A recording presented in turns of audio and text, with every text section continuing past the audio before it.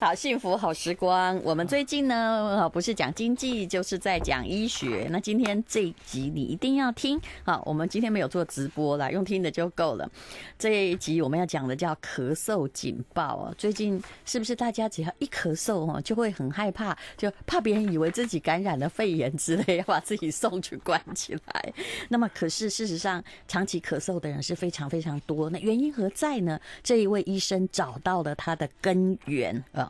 好，咳嗽警报的作者罗世宽医师，罗医师你好。你好，淡如姐好，跟所有的听众朋友大家好。你不要叫我姐啦，你已经做医生做了36年了。没关系啦，我还是喜欢当弟弟啊。哎呦，好，那个罗医师呢？他是大家都说他是一个非常好的医生，因为他看诊看很久，而且他从来不开镇咳的药物哈。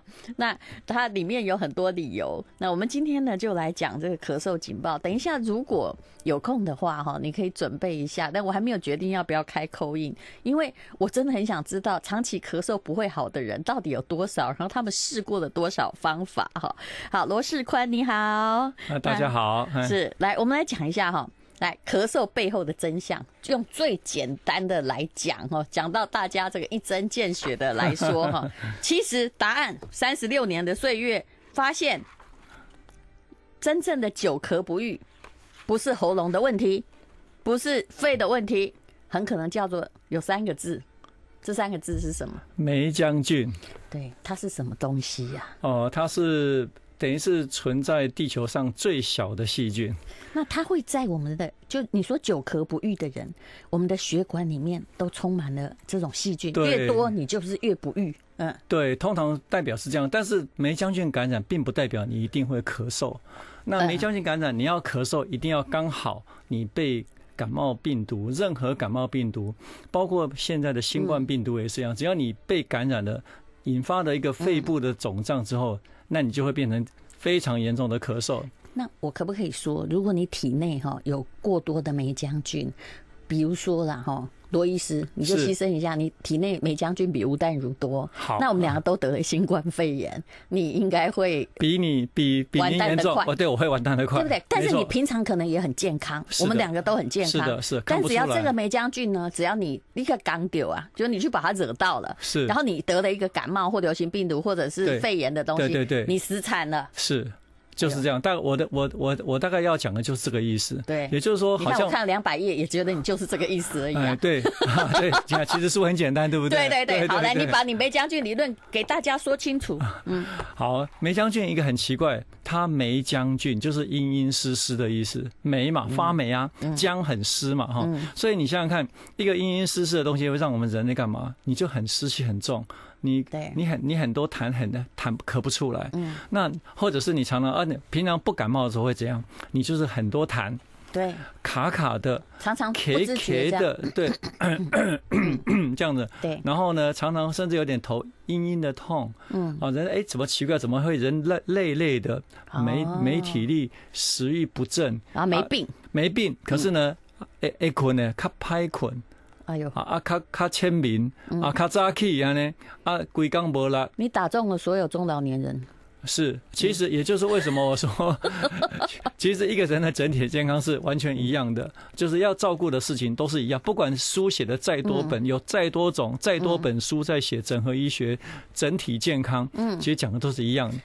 好，那罗世宽医师，是你凭什么找到说你觉得所有的咳嗽或者是什么抵抗力很差都跟梅浆菌惹祸有关系？你有把大家抓去验血吗？这个科学证据何在？当然要写这本书，这是因为这本书是在4年前出的。那你想想看，就是觉得很重要，赶快从4年前书把这位医生调过来啊！我最近真的因为最近新冠肺炎的关系，我又在写一本如何治疗咳嗽，就是如何自我照顾咳嗽。我想用个图画书，因为不管但如您说这个书很简单，可是呢，还是很多人觉得字太多了。对，所以我想把它改成图画书。你写的很简单，但最重要就是梅将军哦。是，那你有去检查哈？就是是要用抽血，没有点血，就像那个糖尿病那个点血针。那其实我就是这样做。你怎么培养？你先告诉大家。我就是用个高倍显微镜，可以放大到15000倍，征求病人同意给他点血。对，因为像我要写这本书的时候，我是把每一个咳嗽病人，只要我有空哦，我就通通来点血，一直看，看了我这本书应该看了上万个病人的血以上，结果我把结论写出来，因为99.9我是对的。直到最后一天，像明天要印书了哦，我今天还在拼命点血，还点个20-30个，到底我这个书能不能出啊？我会不会写错啊？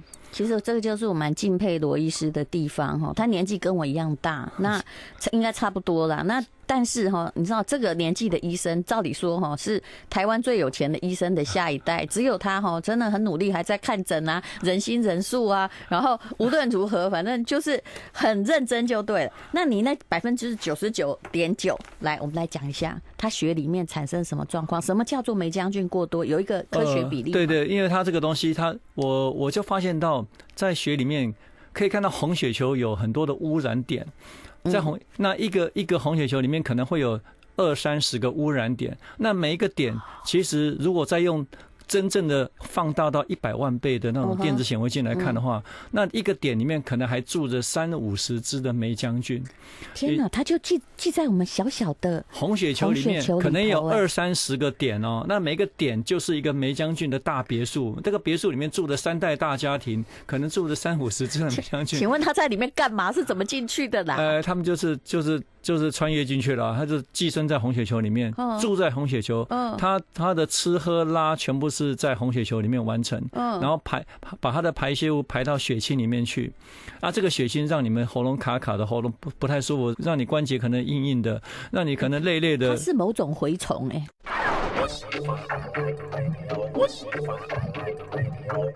好，我们今天的课程很重要，这是一堂医疗课，而且罗仕宽医师看了1万个病人哦。他这个结论，如果他真的想的话，他应该可以得诺贝尔奖。答案就是你的梅将军在作祟，引发的你所有的免疫的反应。那我刚刚说，这些梅将军就好像蛔虫住在我们肚子里，而这个梅将军住在我们红血球里面，是代代繁衍，是而且你知道多少人可能您身上已经，比如说您60岁，你身上的梅将军可能已经在你身上住了60年了，而你从来没有把它清除过，而自己不知道。好，那怎么办？你现在我已经开始感觉危机感、虑病感，就会让我们比较快老化，就比较多的小毛病。可是他不要你的命，对，所以他要你命干嘛？他要在你的红血球活呀。所以他最聪明，他不像新冠病毒这么，现在目前还蛮笨的因为他如果要你的命，我们人类会全面封杀嘛。他最笨，所以可是我觉得他渐渐在淡化他的，会有没有？最近有很多无症状感染者，就是新冠肺炎在变聪明哦，他现在不要你的命，对，是，所以会慢慢的，也就是说，事实上全世界早晚要开放。因为你不开放怎么办？对呀，包括中国航空公司、长荣航空公司怎么办？以后台湾就真的独立啦，没有任何飞机可以飞出去，变成一个孤岛，大家也不敢飞进来，怎么办？我其实很忧虑，但是我们先不要聊这个。是，好，大家聊梅将军。所以你想想看，为什么我会今天会特别讲新冠肺炎？你看为什么新冠肺炎吃日苏会有效？因为日苏就是抗梅将军的第一好药。日苏一种抗生素，一种红霉素，长效的红霉素。医生，你不要乱讲，大家会去买来乱吃。没有，他现在是买不到，要医生处方。可是问题是你想想看，日苏是抗生素，是他为什么所有新冠肺炎吃了日苏竟然会有效？真的吗？对，因为你想想看，90%绝大多数，不要讲100%，真的身上都有相当多的梅将军。那你像只要把梅将军清掉，新冠肺炎基本上就没有。因为梅将军就像我们新冠肺炎的汤底，就是高汤啦。对，那高汤里面全部都是梅将军，你把高汤稍微过滤一下，把梅将军过滤掉，那个汤就不会死那么快。对，你的肺就是压力要减少，你就只要专心去对抗新冠病毒就好，而不用去对抗一起新冠病毒加梅浆菌。所以其实你的意思就是说，新冠病毒本身也许并没有那么大致命，但是加上你身体里面的梅浆菌，两个合作起来，安都嗨呀。的1+1就可能就大于2了，是这个意思。这是我一直在讲的事情。对，但是我从你的医术里面看出了一个重点，也就是事实上你也不主张用抗生素清掉梅浆菌。因为如果你用抗生素没有用好，搞不好又有抗药性。而抗生素我看在你的理论里也不是什么好东西。不是好东西，但绝对不是坏东西。是你适当的用，譬如说，真的病人已经很咳了，黄痰很厉害，他已经呼吸不太舒服了，是，他咳了2个礼拜了，那1个礼拜他很痛苦，那我们给他适当的用一下，但是一定要想办法在2个礼拜内停药。就是任何抗生素，你们一定要大家吃2个礼拜，对，不能说我好了，我停了。你如果真的要吃，那你吃可以，可是你吃的时候就要按照我的标准。是，因为梅浆既然是梅浆菌，它还是细菌，所以它还是在吃葡萄糖，所以你一定要减少淀粉食物，就一定要听话咯，你不能吃甜的。来，现在讲到了一个重点，就是这些梅浆菌为什么这么喜欢你这个宿主？到底是因为你吃什么让你的红血球里面有让它开心的东西？是，所以其实葡萄糖或精致的白糖、糕饼，还有白淀粉，就是梅浆菌的好大的培养皿，我可以这样说吗？对，好，你好有真的这个问题真的太有水准了。真的我真的是非常佩服。你自己讲，不要抢话。我每天都要我的病人，只要咳嗽病人，请你记得拒绝甜食，拒绝白色淀粉、白糖，那只有粗的淀粉，而且是少量，而且我要求3分天下。3分天下，其实我们人一天能够吃的淀粉是非常少的。你像一般人，对，因为我知道在演化过程中，我们人类还没有完全适应精致淀粉，但是市面已经都是这种产品，所以我们到底一天只能吃多少白色淀粉？而且我要告诉各位，我上次有看到在 FB 上有人问说，到底蛋糕跟面包算不算白色淀粉？你废话呀！那个超级算，而且是算加算呀。好，到底只能吃多少？你想想看，我们像以淡如姐来说的话，您一天大概只需要1500卡。对，那你想，只有500卡是淀粉，那您知道1碗饭多少卡吗？350卡，那你还有多少淀粉可以吃？你自己算一算，3餐加起来。我比较聪明，我通常不吃饭。没有，我知道，但是问题是你想想看，任何带甜的东西都有淀粉，对不对？还有白色的那个米也有淀粉，所有的米都有淀粉，面包也有，还有你看芋头、南瓜、巧克力什么都有，还有任何。你等一下，你说什么？刚南瓜是怎么跑进来的？南瓜不就是淀粉吗？淀粉不就变成葡萄糖吗？大家都觉得它不算。是啊，芋头不是淀粉吗？那水果也是啊，水果当然也是啊，它会变成它是葡萄，它的果糖啊，一大堆糖啊。这些也算吗？当然算啊，就是所谓的甜啊，它糖就是最后的葡萄糖啊。天哪，那我们有什么不是淀粉？所以你想想看，你一天要吃到500卡以下的淀粉，或者葡萄糖是有多么困难？可是罗医师是，其实这个很困难，尤其吃素的人，你这样一弄连全部都淀粉嘛，1500，假如你跟我一样50公斤，1500大卡，你至少吃了1200大卡的淀粉呢。没错啊，那梅浆菌一定很爱你啊。是啊，非常爱啊。所以我每次都会跟出家人或是一些吃素的那些病人，我都跟他讲说，拜托你青菜。用会饱足感的青菜，像青花菜、白花菜，或者是那些佛手瓜，或者是茄子，那种比较容易，或者是山药，这种比较会饱足感的，或者番茄，你知道，你去把它炒把它加油去料理，用油，任何好油，奶油、起司或是第1道冷压橄榄油、苦茶，反正用好油，椰子油，反正你想办法去把它料理，用很多油，那些料理吃到饱。吃饱了，觉得吃饱了才吃点，才配豆腐哦，是，然后才配五谷杂粮的糙米饭。是啊，那些吃水果大餐的女生该怎么办呢？我不知道，我祝福她。好，大家如果不想听淀粉爱好者，你就干脆直接把我们的那个收音机关掉了，不要听，不要听，你人生会比较安全，跟你的霉浆菌好好的共存吧。大家都跟我说，你这样讲，我人生好黑白好。所以你在检查那1万个患者，是就反而吃素的人，他身上的霉浆菌很多。是的，平均来说是比较多的，而且平均来说，他们的气色也比较不好的。那所以说我常常跟他们讲，就是你一定要用油跟各式各样的五颜六色蔬菜，对，不是沙拉油。I like 103, I like radio。幸福好时光，我们请到罗世宽医师来讲他的咳嗽警报。那他跟别的医生不一样，他一边呢不断的在看病人，但是他不断的在做各式各样的实验，要证明到底为什么？因为很多医生老实说就赚钱就好了嘛，那病人越常来看咳嗽越好，但是他企图要根治问题。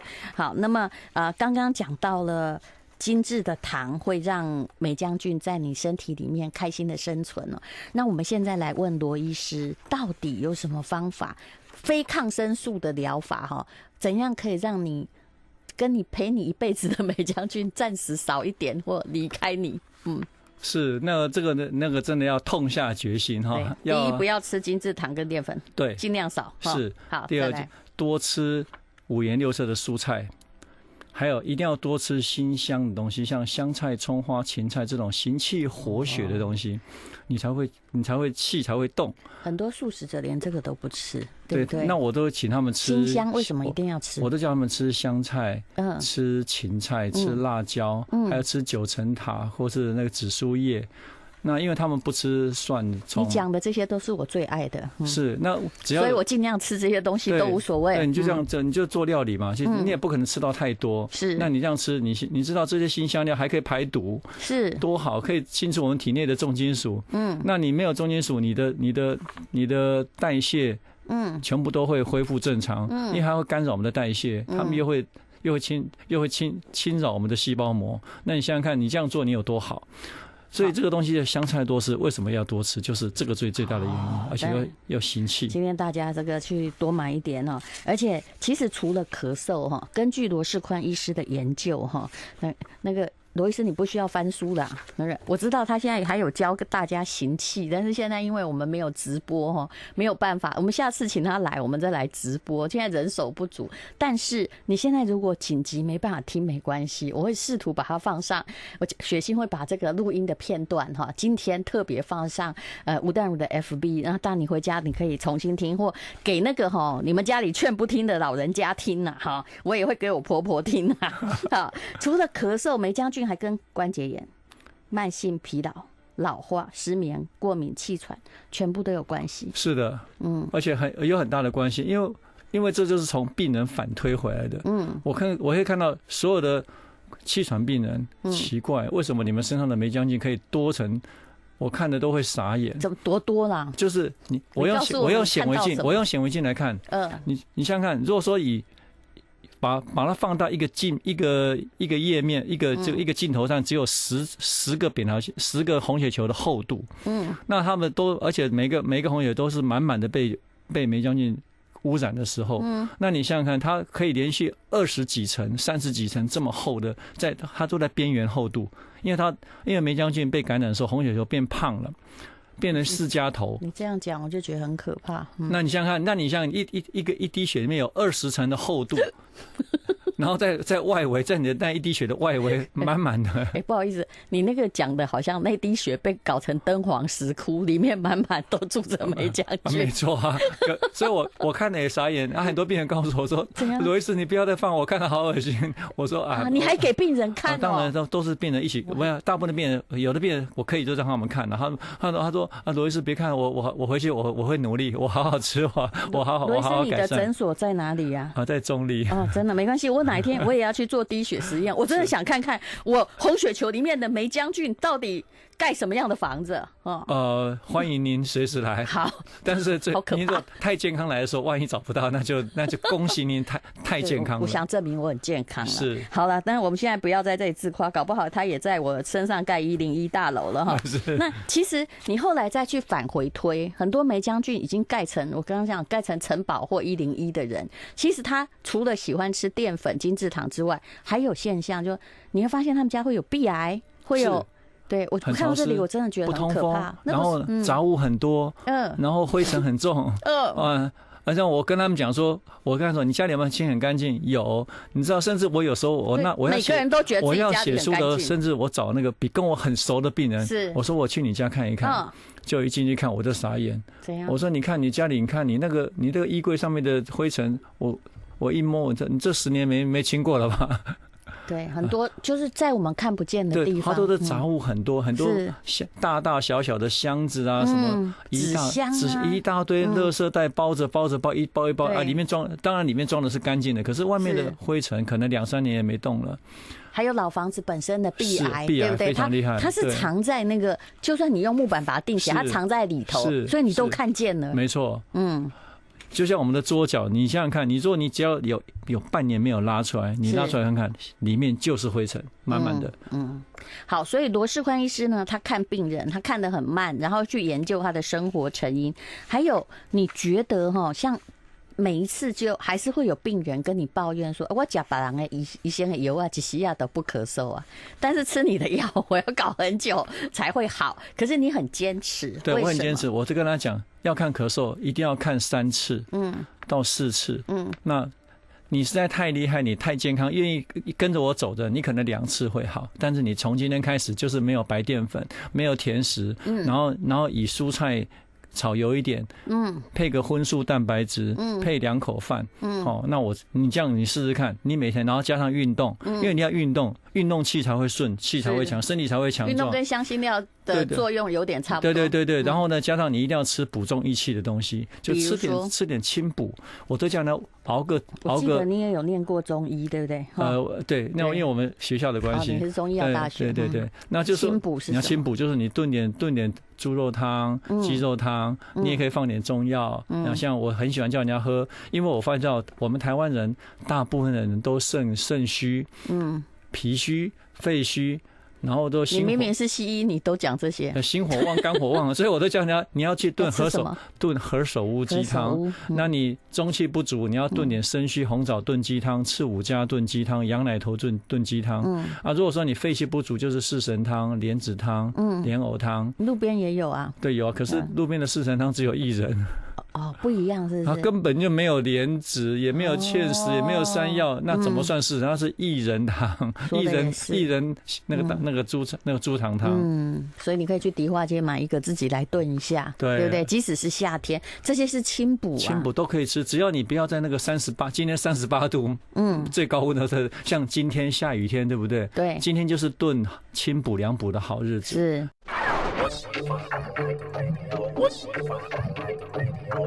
幸福好时光咳嗽警报哈，那大家如果没有办法听哈，我会放上吴淡如的粉丝团，就是没有画面的，那请大家可以参考一下意见。好，谈到了梅将军哈，这本书呢是柿子文化出版的罗世宽医师的作品，他讲的有一件事情，我想大家要更重要，就是梅将军只要一人发作，全家感染哈。然后他说，而且他一次哈，他要求如果小孩有咳嗽的问题，他要求全家一起吃药然后如果这是书中写的，如果老人家有梅将军感染并加以治疗，就渴望减少他们的慢性病用药的剂量跟种类，然后本来每天要吃5-6种药，可能治好梅将军感染之后吃1-2种也就够。而且其实说真的，你刚刚讲环境问题，老人家会把自己变成梅将军的培养皿，因为他们不出门，然后纸箱堆很多，然后会把自己都住在最阴湿、最没有阳光那个地方。对，这个其实很不公平。老人家应该住在全家最光亮的最明亮、最宽敞的地方。可是我看大部分人都是让老人家住在比较就是很方便的地方。有时候他们自己选择，尤其一楼嘛，对，一楼常常最暗，对，最暗，而且在客厅的后面，对对，没有窗户，然后堆满了旧东西，然后老人家有最多的旧衣服，是。都不敢黑改，有的连旧报纸有没有？有啊，几十年都还堆在家里，还放浴缸里嘞。是，舍不得丢。你都看过吗？我看过，对。那为什么一个人得病就一个人久咳不愈，全家最好一起吃药？然后小孩生病，你要求妈妈吃药，他会觉得你这个医生实在是就像现在一样啊。现在为什么新冠肺炎要求大家保持1.5公尺的有那个安全距离？那你在家里，如果你没有这种观念，你想想看，你一个人咳嗽，全家都中了嘛？你咳嗽的那个致病的病毒细菌满天飞，不要讲梅将军是什么病毒是满天飞，那我请问你怎么办？所以一个人咳嗽，当然我都要求全家一起照顾。这个是什么时候会要求？譬如说爸爸妈妈带孩子来，连续吃药吃了2-3个礼拜，咳嗽都不会好，我就会试着去问爸爸妈妈，你们可不可以一起吃药？拜托你们一起吃，你来做实验看看，看你之后是回来骂我还是回来谢谢我。那到现在目前为止，全部都是谢谢我。因为你们一吃了以后，我说谁跟小孩子睡觉的，谁就要一起吃药。除非说你们就是完全每天都是保持1.5公尺的距离隔离，然后尽量不接近，没有抱抱，没有干嘛，什么都没有，怎么可能啦？而且完全公筷母匙，您做得到吗？做得到就可以。那不好意思，梅将军会互相感染吗？是啊，互相感染，他是就呼吸道一直传染啊。是这样不只是这个其他的感冒病毒都是一样的。对对对。可是医生，你说这今天是罗仕宽医师，这世界上其实不存在有感冒药这样的东西。是的。你看感冒看了30几年，其实下了这个结论。是，这是我下的结论，因为感冒药西药的感冒药根本就是缓解症状嘛，在新冠肺炎治疗也是。是，所以如果说你不去做这缓解症状的时候，就像我很多病人，您知道。病人在咳嗽，就我开了一大堆什么，我干脆用健保可以用的，像益生菌，像维他命 C，像 B6，像保肝药，对，我还有一些消炎酵素，还有化痰药。那健保干没贵？没贵啊，贵较贵哦。没贵，我就尽量。在那个扣打里面可以那个检表申报的，也就是你宁愿开维他命给大家，对，因为这才是有益的。有时候我说故意，然后但是我会把抗生素放在旁边，我说你来动没掉你才吃哈。对啊，结果可是这样做以后，其实有2/3的病人是没有去动到那个抗生素的，然后他来看个3-4次之后，他好了，他说罗医师我怎么好多了？可是我说好多的你要记得你身上的梅将军是还在的你要继续努力，要不然我们没有把它杀掉，我们没有把它清掉。可是你知道，如果我把你清掉，你又没有去保养，你回头又继续再吃又甜又寒又凉或者又燥热的东西，你只会长更多的梅将军。那你一旦不断的在做恶性循环，那你人会怎样？你人只会越来越差。是。那也就是说，这一次我才讲说，为什么身体健康的像我们的磐石健的那个阿兵哥们，为什么每一个都没有一个重症嘛？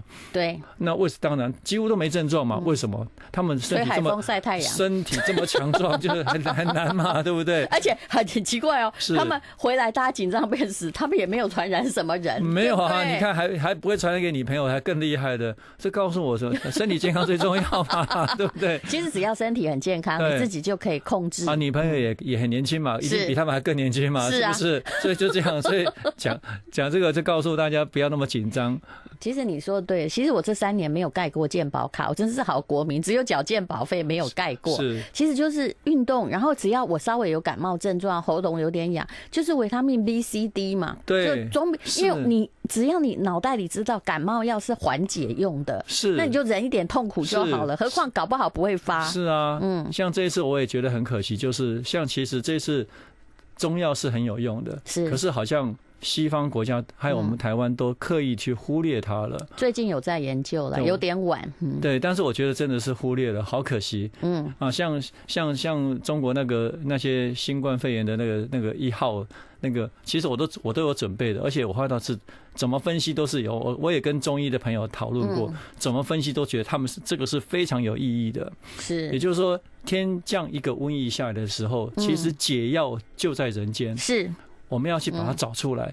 这是我10年前听一个台大农业教授的一番话，这是名言，我永远记得他这2句话。对，神农氏尝百草就是这个道理，根据这个原则。是。那今天呢，这个罗仕宽医师是一个西医，他可不是中医哦。但是其实他强调的就是痊愈比止咳重要。如果是咳嗽的话呢，你就要让自己咳而不是一开始让自己不咳。这又是什么理论呢？你咳才会弹出来嘛。这一次新冠肺炎也是最好的例子，大家都是用正咳，然后用呼吸器一直打，把那痰越打越深，越打越深。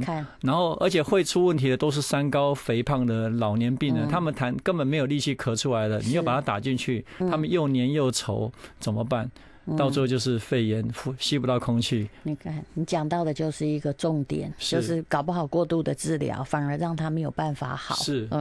那么像这个咳嗽的病人哈，刚刚大家最喜欢谈饮食治疗哈，继续我们再聊好了。比如说你一直咳嗽，你也可以断定你的胃肠一定不好。你的胃一定胀气，为什么？因为这是观察1万个病人的关联嘛。是，所有的梅将军的病人。我没有看过一个病人胃肠是真的好，一定找得到一定挑得到毛病。只要尤其是那些梅将军在红血球里面盖宝塔的，对不对？对，一定是胃肠绝对不好。对，而且几乎10个9个会，我只要告诉他，请你可不可以不要吃白色淀粉，他一定立刻回答我，10个9个回答我，那我要吃什么？对，就人生无趣嘛。对。那就变成你不愿意改变，那就是宿命，就是一路走下去。就是他的宝塔就越盖越高。对。但是其实这个可以改正，也就是如果你不是用抗生素治疗梅将军，那你可以益生菌跟酵素也是一个很好的，先治好胃肠，是，对不对？就万病归脾土，医病先医肠。现在还有一个更观念，要医肠先护肝，把肝脏弄好，肝脏能够解毒好，肝脏就能够帮我们代谢掉更多的毒素，然后我们的肠胃健康会更好。也就事实上几十年前就有一本书上面写说，我们的胆汁一定要健康，胆汁健康就能够好好消化食物。现在又提到胆了，那怎么样让胆健康呢？就是多吃新鲜的蔬菜，尤其是生菜是最有效的。那现在也很夯，有的台湾人一辈子不吃生菜，像现在很夯，我也可以最后介绍一下，就是你如果愿意每天早上喝150cc 到300到400cc 的西洋芹菜汁，或者是吃小黄瓜，每天早上先啃2根嘛，因为小黄瓜没有渣嘛，直接啃掉就好了，就当做，然后啃完20分钟才吃早餐。